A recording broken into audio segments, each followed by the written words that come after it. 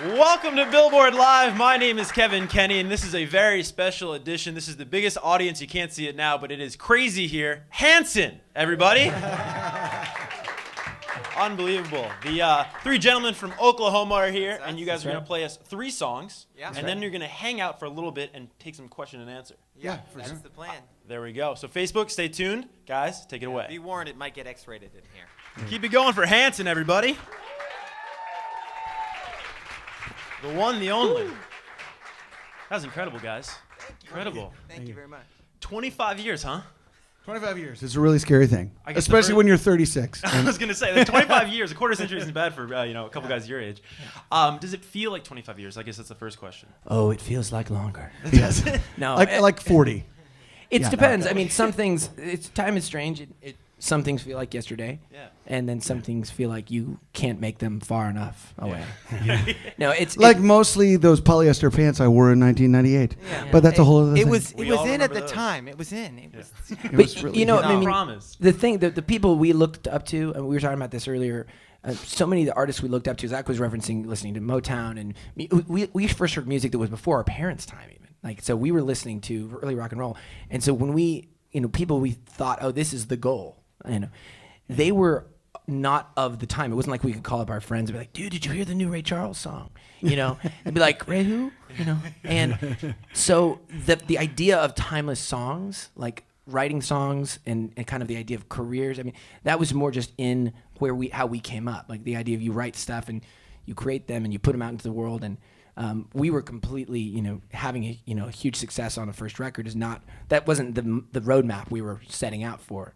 And so being 20 years in, it's not that you're not incredibly like amazed and honored to kind of have reached that threshold, but we definitely thought that we'd be doing it 25 years later. We certainly hoped we would. Yeah. We hoped we'd, You're doing something super cool for the anniversary. You're headed out on this Middle of Everywhere tour. Yeah. And it's what a great name. It's literally going everywhere around the world. It's gone all over the place. You're going to kick off. I guess it all kind of kicks off, though. I want to talk really quick about May 21st. Yes. You have your own festival. That's right. The Hop Jam.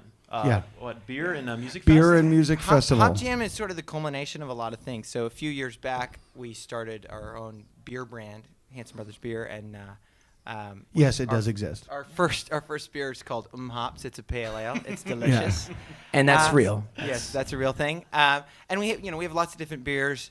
And then after doing that for a couple of years, we said, well, let's make this real. Let's make this the sort of culmination of all things that we do, and bringing music and bringing beer together. Because ultimately, doing the beer came out of this whole feeling of coming off stage after a concert and wanting to drink a good beer and wanting to like hang out on the bus. And so the Hop Jam was born, and now that's, what are we, is this 4? Year 4. Yeah. Yeah, I mean, we're based in Oklahoma. We've really, we've put our stakes down in a real way, especially in the last decade, and saying, hey, we really want to be a part Are of they this community. sooner kind of stakes where Yeah, we like go in there exactly. and we've actually stolen the land? And so that event, in Tulsa is, it's a huge gathering. It's downtown. We're kind of right down in the downtown district, and so it's really cool. We sort of, it's like hosting a huge party, and it's a great time, and it's a great time to celebrate kind of what we're about, which is making something that's local, making something that's quality, and sort of building something bigger than what was there when we started. Well, and the cool thing about Hop Jam is it's like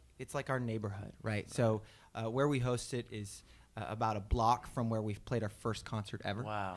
It's about a block from where our record label and our studio is based. And so it really is kind of like an invitation to our neighborhood.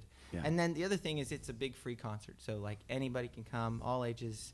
I mean, obviously the beer is not for all ages, but the music part, we just think it's a great invitation to sort of who we are and the spirit of our band and sort of our home culture. Like the state we're from, the city we're from, and what we're all about. Yeah. On the beer side too, I mean, so we'll have over 60 breweries this year. First year we had 15. So it's like it's such anyway to continue to grow so fast. But it's a lot of people from all over the country, all over the world that have come. But that's doing the craft beer thing is really awesome. I think the music industry could learn a lot from what's happening in craft beer. which is this idea of, especially in our digital universe of everything's accessible everywhere, there's something great about being able to go to a place where there's something special in that place, and there's a story to that. And I think like for all of us in this world of everything at your fingertips, I think we need those things. We need places that matter because of something's made there and something's different there, and there's an identity there. Unique. And so we're really just proud to be a part of it. Zach, you just brought up the label. You guys have been, I don't even know if everybody knows this, but you guys have been independent now almost for like 15 years. Yep. You're going on 15 years, almost 15 years with the independent label. That's right. Yeah, most of our career. Right? And I Yeah. think it's so funny because now that's like the cool thing, Chance the Rappers of the world and all these indie artists. You guys have been doing this for 15 years. What's it been like running your own label for that Well, long? let me tell you what. Back when I was little. No. And when we first started, like you said, in 2003, when we started the label, it was a little bit scary. A lot of people around us were going, "Don't do it, don't do it." It's career suicide. But what we had seen was that the industry we were in, we started off on Mercury when CD sales were huge and labels were still just rolling in money. And after 2 mergers, we were on a rap label with nobody that we had originally worked with, and 4 years of making an album with people who. It wasn't that they didn't even care. It was that they weren't even qualified. It was like, so what do you think? They're like, hold on 1 second. Let me ask somebody who knows. Hold on. I'll be right back with my opinion. Give me a minute, and I'll see if somebody knows what I should think. And When you ask them, they would be like, well, so-and-so said this. I'm like, no, I didn't ask what so-and-so said. I asked what you think. And we just said, we can't sacrifice ourselves to the potential of what so many bands go through, which is just career suicide. Like we have a relationship with our fans, and we are a band. Like being a band is about taking risks. Being a band is about doing things to change the world and to sex, drugs, and rock and roll. That's not like about being safe. That's not about a safety net or somebody with a big bank account that can pay bankroll what you're doing. And so the idea of going independent was just like, that's clearly the way we're going to get our music out. That's the way we're going to reach our fans. That's the way we're going to take control over a situation where we've been fighting. And it's been huge. It's been great. It's been a ton of work. It's been scary. But in the end, it's really paid off. I was going to add to that just the huge credit to our fans. I mean, people, of course, as an artist, you go, I love my fans. Well, it's kind of course, you would love people that are fans of you. But it's kind of like narcissism. Yeah. Yeah. Thank you for loving us. No, but it's deep. When I say thanks to our fans, we really did kind of bet on our fans, like the fan base, like the direct connection. Yeah. And what we knew when we started the label that the industry around us didn't get was that we already knew where they were. We knew where the real people were through a really dedicated fan base that was online. Because when we broke, when our first record broke, nobody cared about websites. I mean, truly, the conversations with executives like websites. Oh, well, who cares about that? There's like a weird intern guy which also is kind of probably similar to the conversations about things like Spotify and other things where they're like, oh, Spotify, what's that? We had a website and we launched a website and we had some young guys that were really tech savvy and we got started. And at the time in that year, the MTV and Hanson's website were the 2 biggest sites for music. Wow. And so, because think about the fans, think about the community. Like I was 14, so everybody's using the internet for the first time, getting email addresses with their first AOL account or whatever. Absolutely. And so, by the time we got to 6 or 7 years in, and we're dealing with all this junk, and the labels spending money and then having you try to recoup it, and then you're a rap label, and I don't even know why you're here. You're an accountant. Why are you telling me about songs? We felt a certain amount of confidence. One, we weren't going to stop being a band just because of that. And we weren't going to wait another 3 or 4 years to put out a record we knew was done. And so it's almost like we had a view from the top, and we could see how, hey, we've succeeded in this world, and we're dealing with all this mess. It couldn't get any worse because it couldn't have gotten worse. And so, but we knew we could talk to the fans. And that first year, when we put out the Underneath record, we treated it like we were starting over from a fan community because we'd spent 4 years not touring, trying to play the game. And sorry for going on, but it comes back to last night. Last night we played a guest show at Carnegie Hall with Jimmy Webb, and we sat in with him and a bunch of icons, Graham Nash and many others. And the year that we started the label, we said we're going to treat this like we know where our fans are, right? We know that they're out there. We know they're active. We have a lot of them in the fan club community, like online. But we know we need to go rebuild this and like rebuild that connection. Because that's 4 years is a long time when you're really not actively touring. And so promoters and agents and all that, And you so got to prove it to everybody. we went back out with that tour, and we finished that tour. Our goal was to finish that tour at Carnegie Hall. And that was 2003. And the end of that tour, we finished that, and we did it acoustically, which is the three of us, nothing else, nothing. And we played that tour before the record came out. We put out versions of a pre-record, and we toured that. We finished at Carnegie Hall. And looking at the Carnegie Hall audience was like confirmation that what we had done was the right step, just to look out at that room. And just walking into that room at all is amazing. Crazy. And so it really rung true playing this guest appearing last night with Jimmy Webb, because the last time we were there was when we did that show, which was sort of like the period at the end of that first sentence, where we said we are going to become independent, and like period. And this was whether or not that was a good idea. And so having that connection with the fans, having connection directly where we could sort of say, hey, we're betting on you guys. When we finish shows, we sort of have a final word that we usually say to the audience, which is, hey, we'll make a deal with you. We'll show up if you will. And so I think that's the exchange that that's what you kind of have to throw yourself out there, and then you make the music for yourself and hope that they show up. Yeah, ahead of the game in just so many ways of everything you just touched on. You know what I mean? To see how the music industry is today, and you guys were doing this, 03, 04. If we can go back, though, May is a very special month for you guys. Yeah, We're coming up. I have a question, though. Is Hanson Day still a thing? Oh, Hanson Day is very much a real thing. Okay, It's an international fan festival. All right. So technically, May 6th is Hanson Day. Right. It the day was declared May 6th of 97 was declared Hanson Day by the governor of Oklahoma. Now, that was supposed to be like in 97. It wasn't supposed to be continuing. Yeah, It's like an honorary years. day. It's not a bank holiday. We're working on that. Yeah. Everybody gets off work, guys. Yeah. That's one way to create a fan base. Hey, by the way, every day. Maybe Trump will get more approval if he makes a Hanson holiday. Let's not ruin things. And so basically, after years of our fans celebrating it, we said, well, let's make this like an official thing. And so this year, it happens right before Hop Jam. We actually celebrate for about 3 days. Awesome. We do concerts. We do all kinds of different kinds of things like art galleries and special events. And it's something that it's cool. It's about, we look at what we are as a band as not just simply a song or a record, but a culture and sort of like something that you can go as deep as you want into.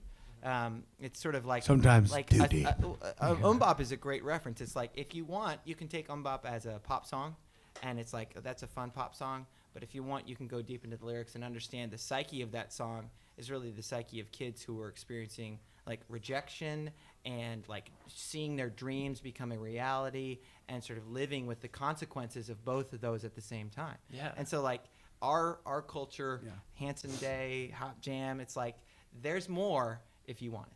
Yeah, we need a Hanson month. You talk about That's a lot. Black History Month followed by Hey, trust me, as a guy who gets Hanson month 24/7, sometimes you don't need a want- break. May is also May 97. We're talking about May 6th. The debut Yeah. record came out. What do you have here? But this is pretty cool. I don't know if we can get a shot of this, or maybe Deirdre's the one to grab it. This is the Hot 100. There you go. Thank you, Zach. That is the Hot 100 from May Vanna 24th, Hansen here. 1997, I think is the date. Yeah. But it is the day that MMMBOP went to #1 on the U.S. charts here on the Hot 100. So, Mike, round of applause, please. That's cool. Yeah, it's awesome. It's cool to check out. Some classics on there. Yeah, in yeah, addition to you guys. It's wild to look at what was out around that same time. Yeah. That was the week that we knocked down Hypnotize. There you go. All right.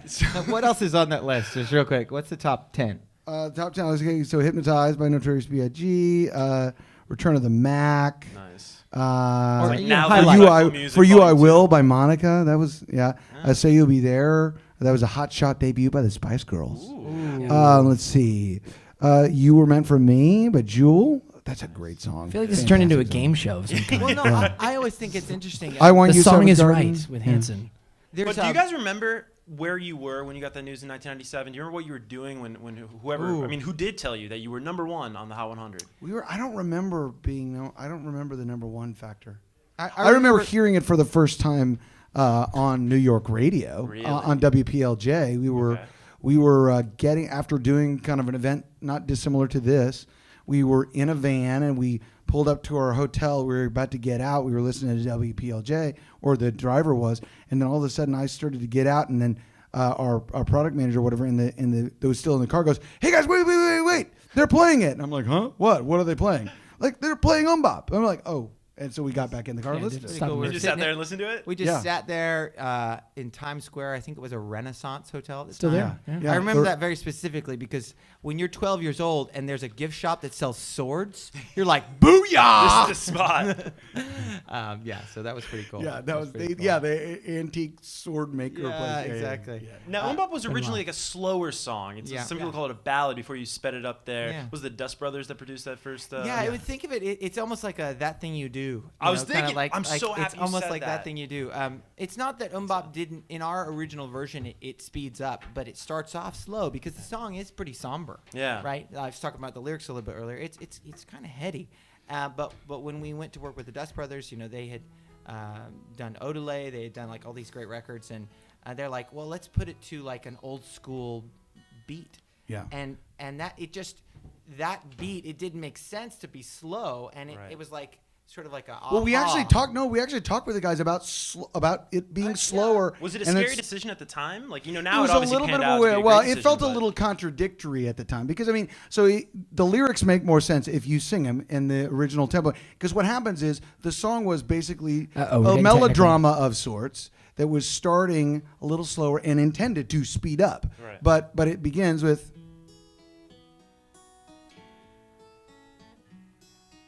You have so many relationships in this life, only you. So like you're singing this, and you're like, oh, okay. Turn your back and they're gone so fast. Oh yeah.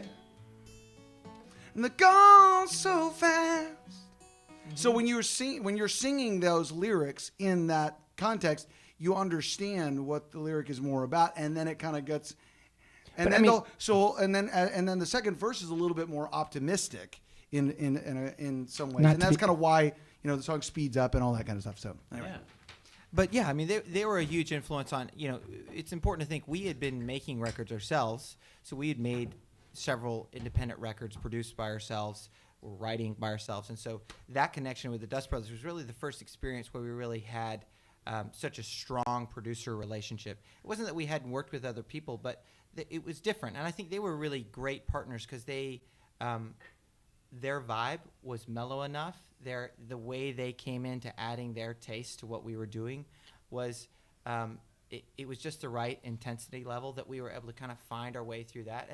And the record was hugely improved by their ideas, I think. Crazy. Well, it's just a combination of things, and I think that the fusion of rhythm is obviously such a driver for.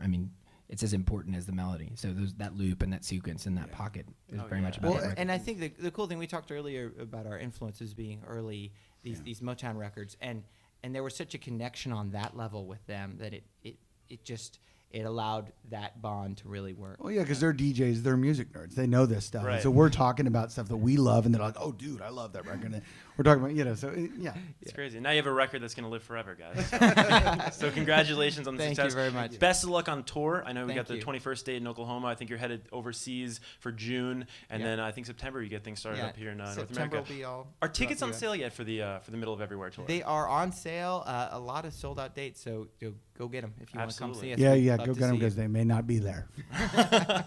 All right, guys. Thank you for stopping by, of Thank course. you. And thank you for watching, everybody.